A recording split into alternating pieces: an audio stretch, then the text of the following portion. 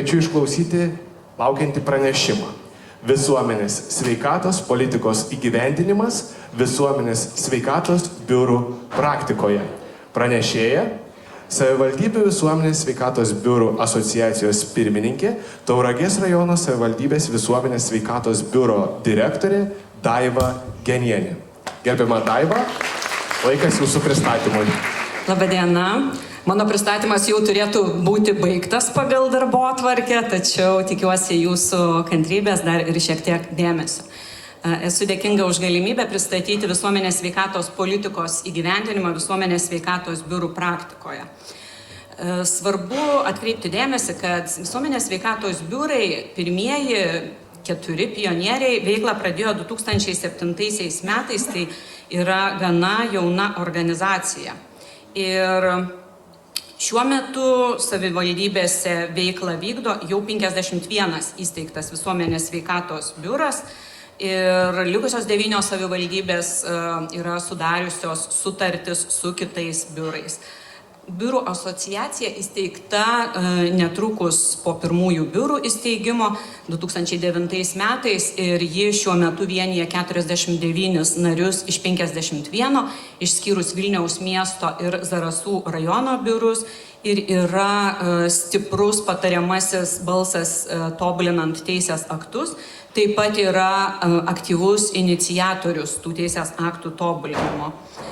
Visuomenės sveikatos politika prasideda nuo veiklos strateginio planavimo, nuo Pasaulio sveikatos organizacijos, ES strateginių gairių, kurios yra perkeliamos į nacionalinį lygmenį ir Lietuvos sveikatos 2014-2025 metų strategija apibrėžia pagrindinį tikslą, kurio siekia ir visuomenės sveikatos biurai.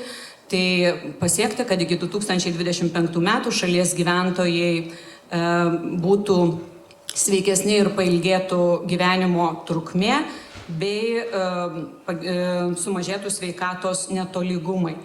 Savivaldybės lygmenio atliekama visuomenės sveikatos stebėsena, įgyvendinami bazinių paslaugų planai, biurai organizuoja, vykdo tyrimus, stebėseną, kurių pagrindų formuojami sveikatos prioritetai savivaldybėse.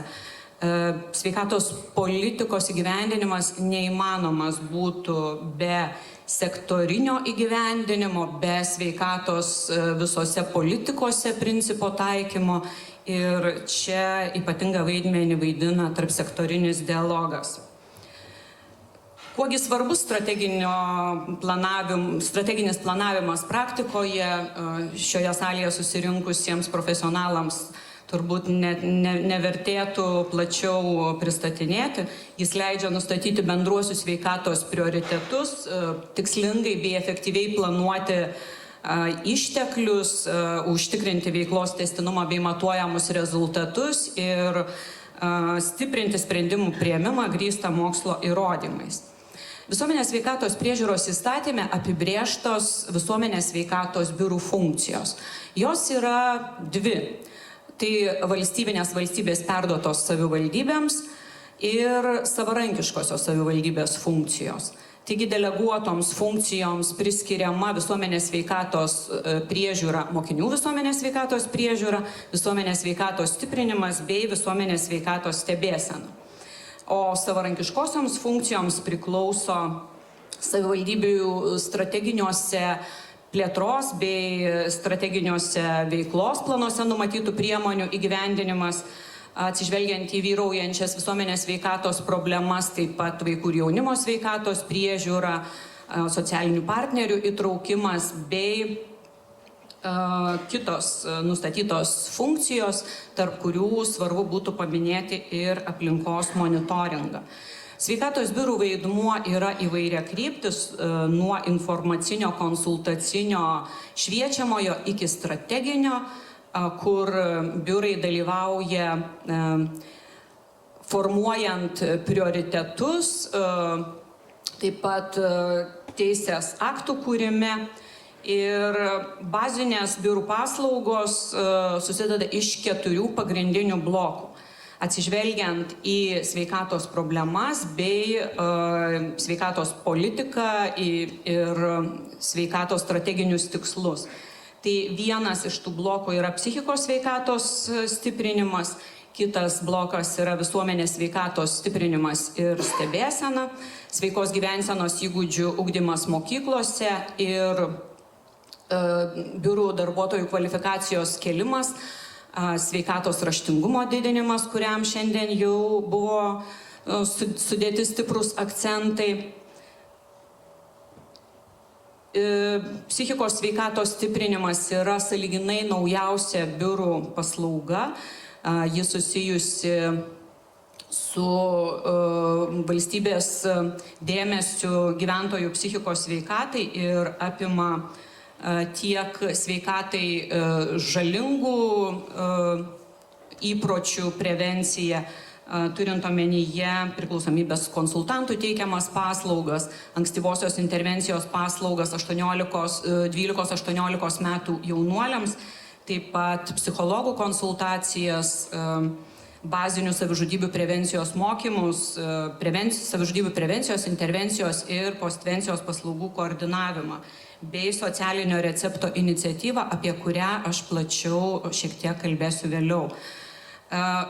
Formuojant bei stiprinant sveikos gyvensenos įgūdžius ugdymo įstaigose, dėmesys kreipiamas lėtinių ir neinfekcinių ligų bei užkrečiamųjų ligų profilaktikai, mokinių sveikatos duomenų analizavimui, naudojant informacinę sistemą, prie kurios pildymo taip pat prisideda daugelis čia sėdinčių šioje auditorijoje.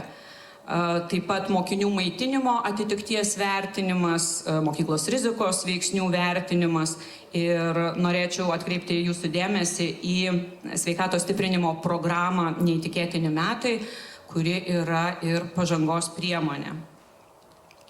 Vykdant visuomenės sveikatos stiprinimo suaugusiųjų grupėms yra skiriamas dėmesys fiziniam aktyvumui pagal tikslinės grupės, pagal amžiaus grupės, gyventojų sveikos mitybos įgūdžių formavimui, širdies, kraujagyslių ir cukrinio diabeto ligų prevencijai, burnos higienos užsiėmimų organizavimui bei užkrečiamųjų ligų prevencijai.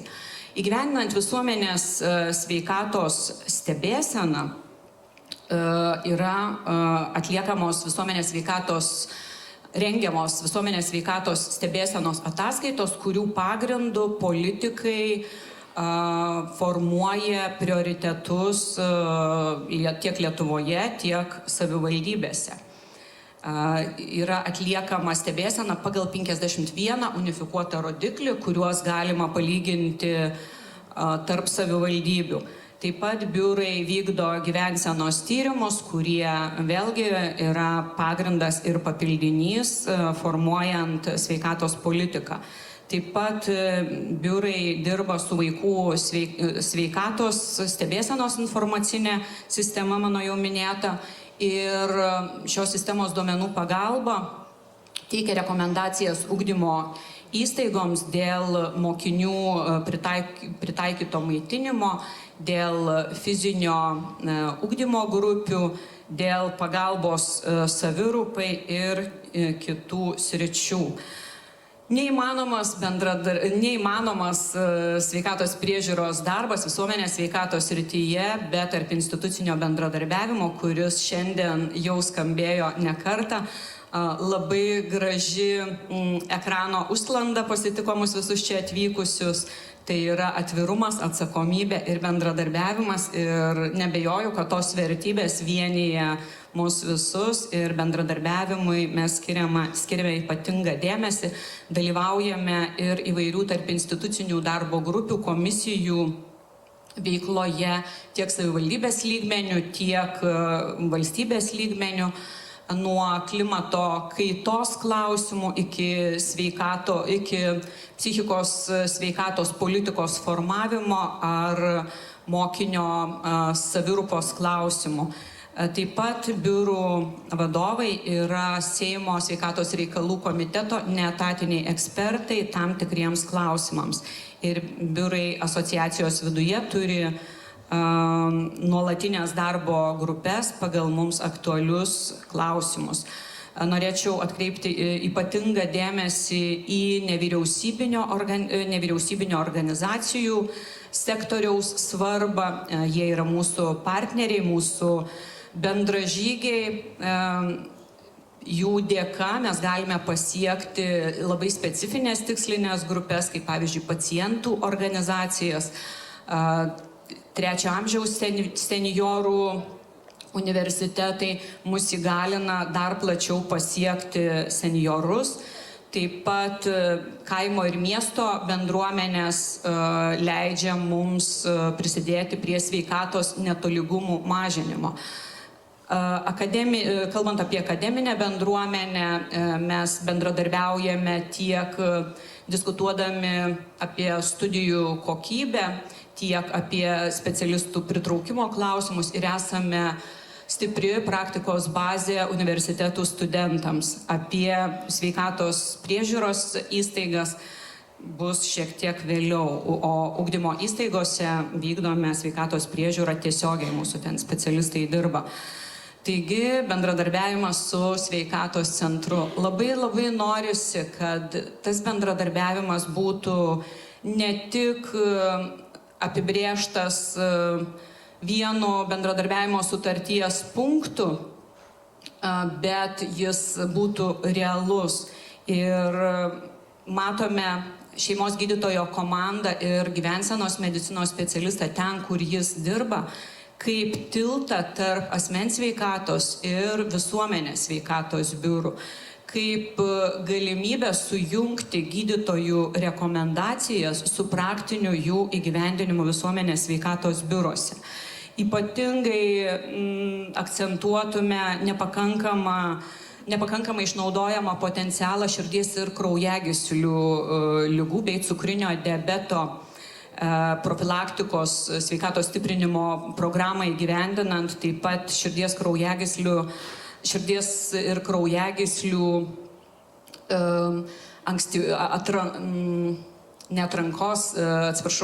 susipainiojau, prevencijos ir ankstyvojo atpažinimo, ar ne, programa. Tai mes esame įpareigoti bendradarbiauti ir mūsų teisės ir pareigos yra įvardintos aprašuose. Ir kaip jau minėjau, čia būtų galima nukreipti kur kas intensyviau pacientus į visuomenės sveikatos biurus, gauti tas paslaugas, kurios atlieptų gydytojų rekomendacijas, kalbant apie fizinį aktyvumą, sveiką mitybą ir kitus klausimus. Taip pat teikiant psichologo konsultacijas, metimo rūkyti paslaugas, nes tiek rūkymas, tiek alkoholis yra sveikatos rizikos veiksniai, o biurai teikia būtent tokias paslaugas, kurios matomai dar yra per mažai žinomos visuomenėje. Taip pat vykdome bazinių savižudybių prevencijos mokymus, kurių dalyviais puikiai galėtų būti ir asmens sveikatos priežiūros įstaigų darbuotojai. Ir tuo būdu prisidėti prie ankstyvo savižudybės rizikos ženklų atpažinimo ir užkardimo. Taigi socialinis receptas yra puikus instrumentas šiek tiek sumažinti gydytojų krūvį, nukreipiant, išrašant ne vaistų receptą, o socialinį receptą, siuntimą į visuomenės sveikatos biurus, kur senjorai, kurie yra labiau izoliuoti, turi mažiau socialinio bendravimo galimybių ir dažnai turi polinkį lankytis pas gydytojus, tai juos galima būtų nukreipti į biurus, kur biurų socialinio recepto koordinatoriai organizuotų arba nukreiptų juos į sociokultūrinės arba visuomenės sveikatos stiprinimo įvairias veiklas. Taip pat matome daug galimybių įgyvendinant kompleksinių ir integruotų mokslų pagrįstų visuomenės sveikatos paslaugų prieinamumo užtikrinimą bei įgyvendinant motinos ir vaiko modelį, 65+ modelį ir onkologiniams pacientams, jų artimiesiems bei rizikos grupės asmenims skirtą modelį. Taip pat ir biurų įgyvendinama regioninė priemonė. Norėtume pasidžiaugti ir gerąją patirtimi Kelmės rajono savivaldybėje, Kėdainių rajono savivaldybėje, Rokiškio rajono savivaldybėje, Druskininkų, Kauno miesto, kur sveikatos centras yra įvardijamas kaip puiki erdvė komunikuoti, viešinti paslaugas ir bendradarbiauti. Na ir taip pat norime pasidžiaugti bendradarbiavimu su valstybinė ligonių kasa. Žinoma, daugiausia tai apsiriboja informacijos sklaida, tačiau labai džiugu, kad tas bendradarbiavimas yra dvikryptis. Tiek mes, kaip biurai, viešiname valstybinės ligonių kasos informaciją, tiek matome, kad ligonių kasos interneto svetainėje yra nukreipimas į savivaldybių visuomenės sveikatos biurus, tai padedant gyventojams greičiau rasti reikiamą informaciją.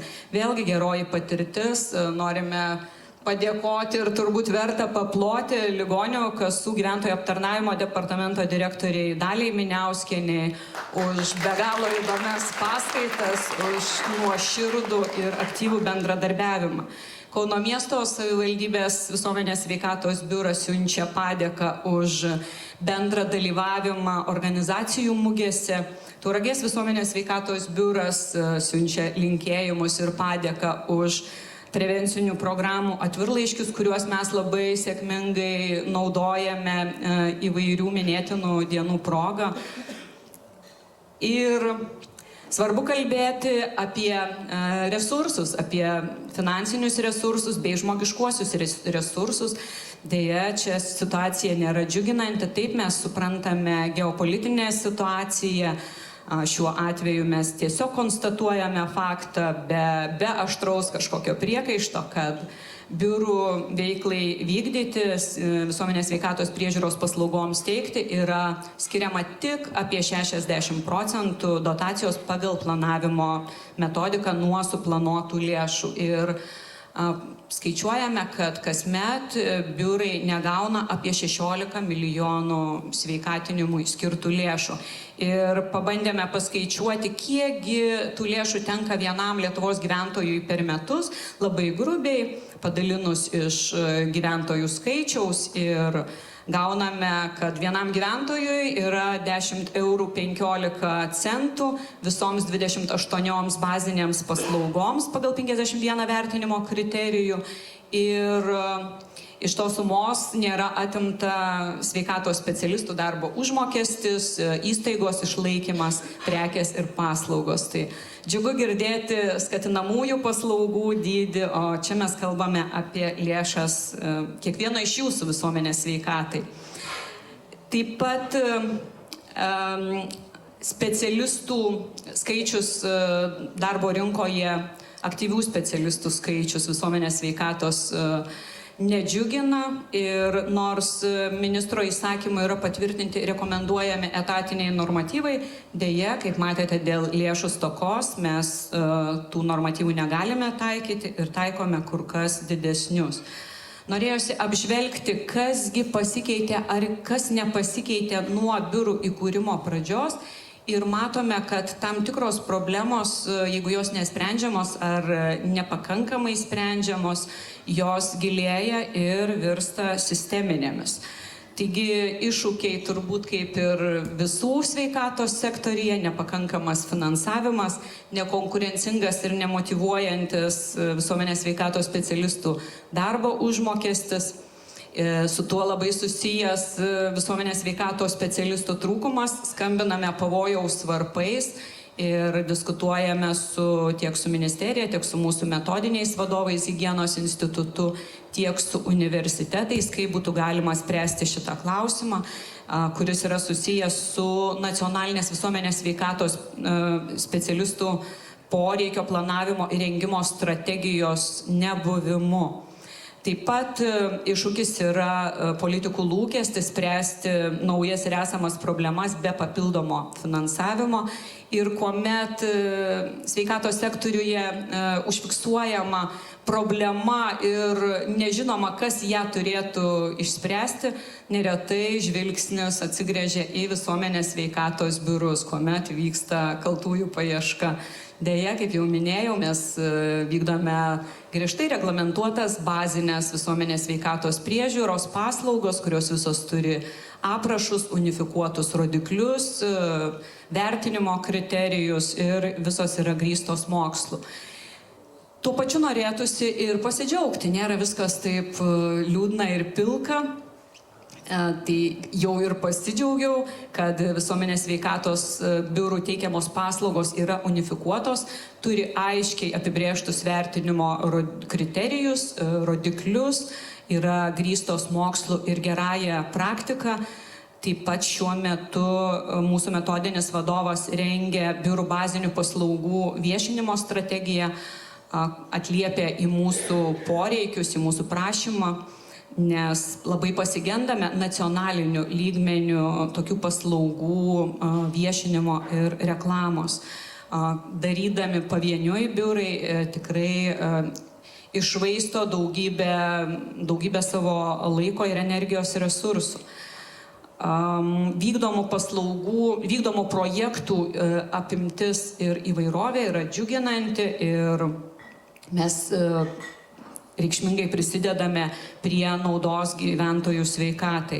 Taip pat, kaip minėjau pradžioje, Visuomenės sveikatos biuro asociacijos reikšmingas indėlis į visuomenės sveikatos teisės aktų tobulinimą ir mes skaičiuojame juos turbūt dešimtimis per metus.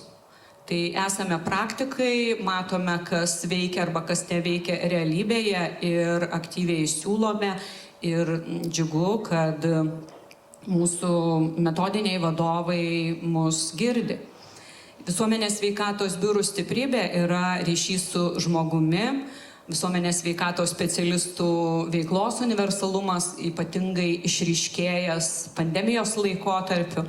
Ir tuo, kad visuomenės sveikatos biurai yra matomi, girdimi ir reikalingi.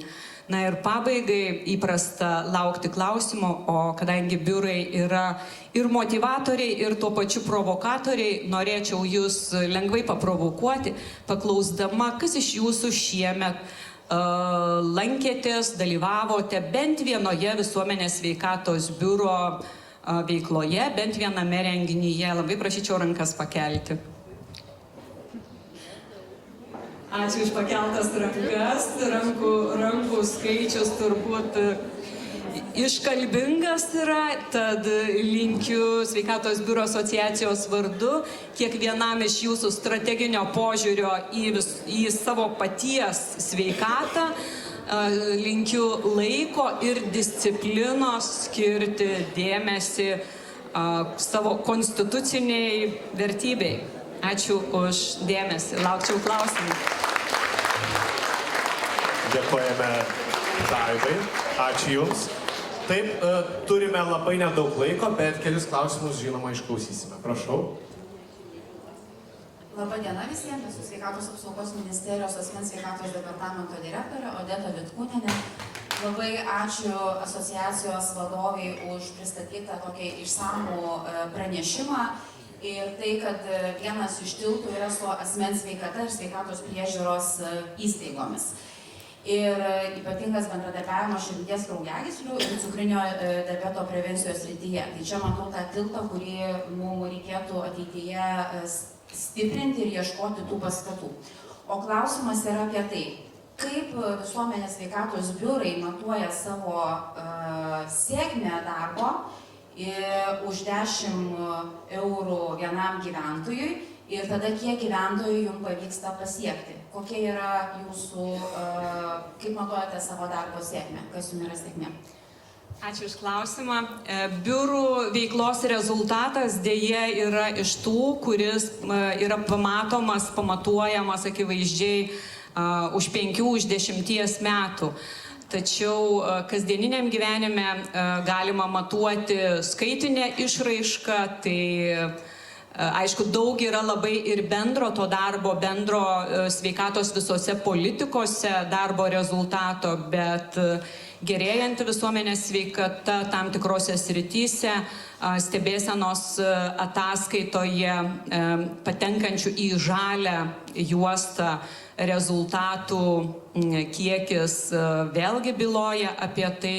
Bendruomenių, seniorų įsitraukimas į sveikatinimo veiklas, į retesnis jų lankymasis pas gydytojus, tai vėlgi yra mums vienas iš darbo kokybės indikatorių. Ačiū. Ar dar turime klausimų? Taip, ačiū. Aš esu Ieva Kompovė, esu Panevėžio miesto savivaldybės visuomenės sveikatos biuro direktorė. Ir ačiū labai pirmininkei už pristatymą. Mes tiesiog nedėjome skaidrę padėkų ir darbų, kuriuos kartu darom su ligonių kasa. Jie yra mūsų kaimynai, mūsų draugai, visur dalyvauja, prisideda, tai ačiū labai jiems. Ir tikimės tolimesnio tokio bendradarbiavimo ir iš gydymo įstaigų taip pat. Mes labai atviri, kvieskit mus, bendraukim ir bendradarbiaukim.